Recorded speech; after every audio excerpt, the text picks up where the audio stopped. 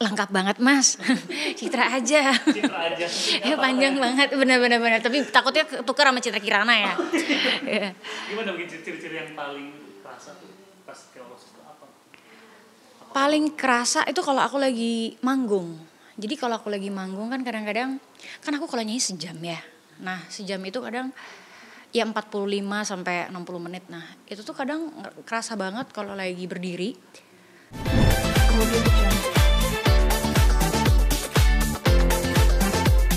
Dengan kita sudah ngikutin tes itu tadi terapis skoliosis, mungkin boleh sedikit itu sejak kapan sih menderita skoliosis itu? Sebenarnya aku tuh ngerasa Sebenarnya aku ngerasa tulang aku agak berbeda itu waktu aku audisi Peleton Inti.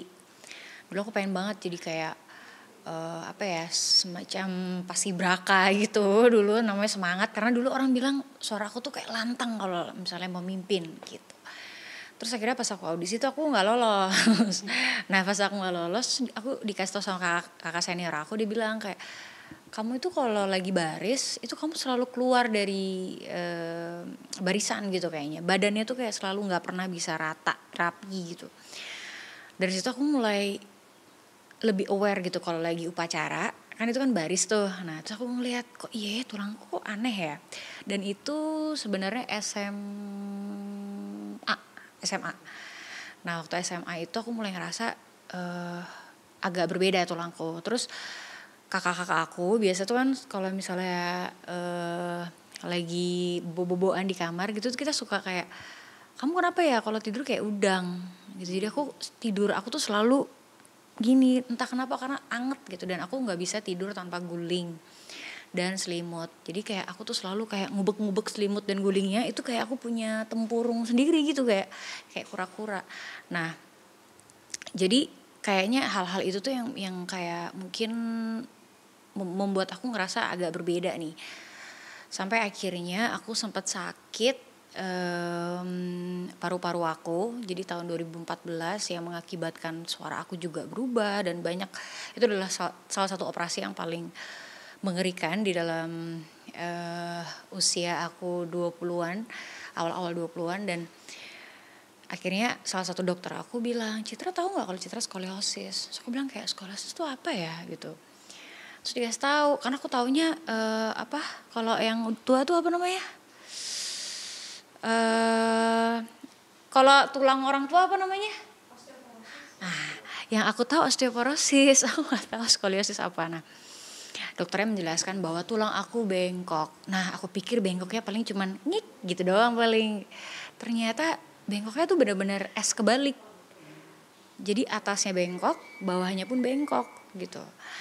Dan dikasih tau lah kalau ada caranya kayak pakai brace dan lain-lain. Nah tuh aku akhirnya pernah pakai brace, tapi ya balik lagi aku nggak konsisten karena melelahkan. Aku nggak bisa tidur, udah kerjaku capek banget, sekolah aja aku jadinya homeschooling, terus ditambah aku harus memiliki waktu istirahat di mobil, di kasur, itu kayak nggak bisa nyaman gitu. Jadi aku merasa kayaknya memang aku nggak bisa pakai brace gitu. Terus ada pilihan lain dari dokter, dan pilihan itu adalah operasi. Dan waktu aku dikasih lihat videonya dan aku diliatin benda apa yang akan ada di dalam tulangku seumur hidup, wah semakin yakin untuk tidak gitu. Akhirnya aku berdamai dengan tulangku, bekerja seperti biasa dan layaknya nggak ada masalah gitu, layaknya nggak ada sakit-sakit.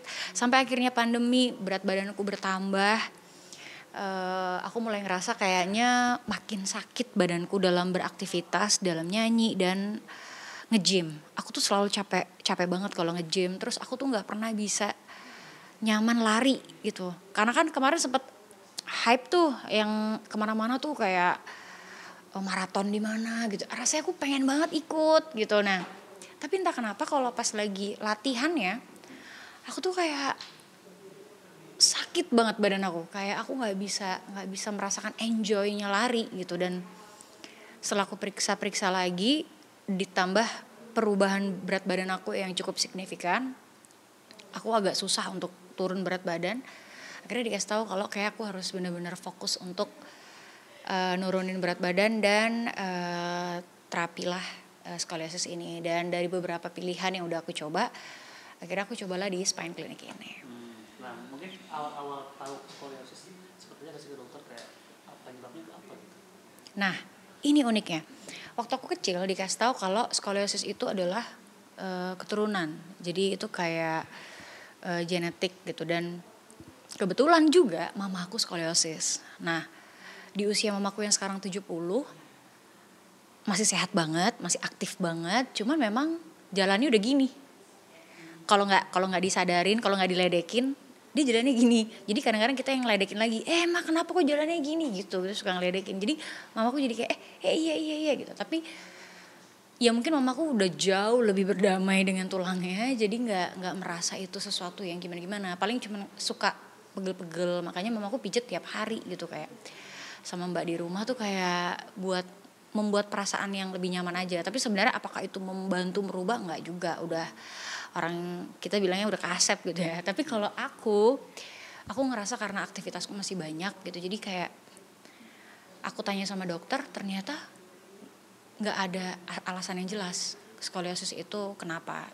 Nggak selalu karena genetik, dan lebih tepatnya nggak karena genetik gitu. Ada yang karena ya posisi tidur, posisi pakai tas, posisi bekerja misalnya, mungkin beraktivitas yang lebih condong ke kiri atau ke kanan, itu sangat berpengaruh. Dan lebih uniknya lagi, ternyata hampir semua orang tuh punya tulang yang nggak seideal mungkin gitu. Ada yang memang rata-rata tuh ada bengkok-bengkok sedikit gitu, tapi ya tergantung, ada yang mengganggu, ada yang nggak mengganggu. Citra yang paling dirasakan oleh Citra Scholastica ketika tahu? Lengkap banget mas. Citra aja. Ya panjang banget, benar. Tapi takutnya tukar sama Citra Kirana ya. Gimana mungkin ciri-ciri yang paling kerasa tuh pas skoliosis itu apa? Paling kerasa itu kalau aku lagi manggung. Jadi kalau aku lagi manggung kan kadang-kadang, kan aku kalau nyanyi sejam ya.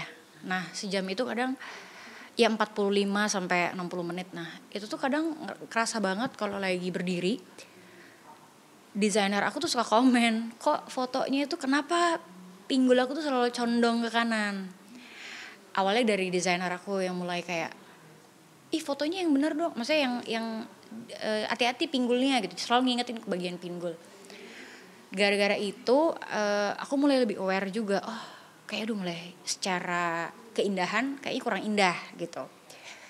Sampai akhirnya ketika aku kalau nyanyi suka belusukan, jadi kadang aku suka nyanyi tuh sampai kemana-mana deh gitu, nggak cuman nggak betah di atas panggung doang gitu.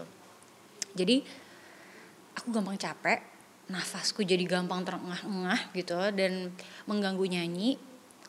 Dan setelah aku nyanyi, badan aku tuh selalu kayak kaku gitu.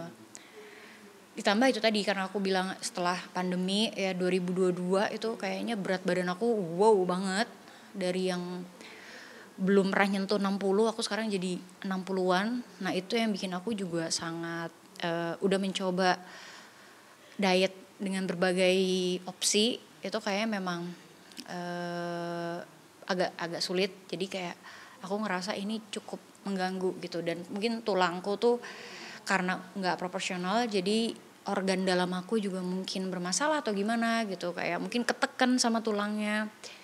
Ya lebih ke itu sih, kayaknya sesuatu yang tidak terlihat tapi benar-benar ku bawa setiap hari. Bahkan kalau misalnya ada yang tanya sakitnya seperti apa sih, kayak ladies yang tiap bulan ngerasain menstruasi itu kan ada pegel-pegel tuh di tulang, di pinggul. Ini double combo.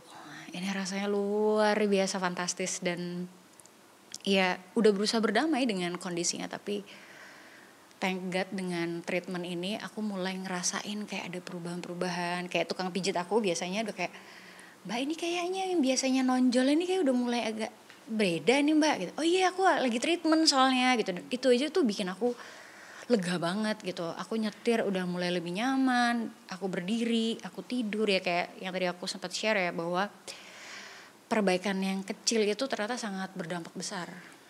Kemudian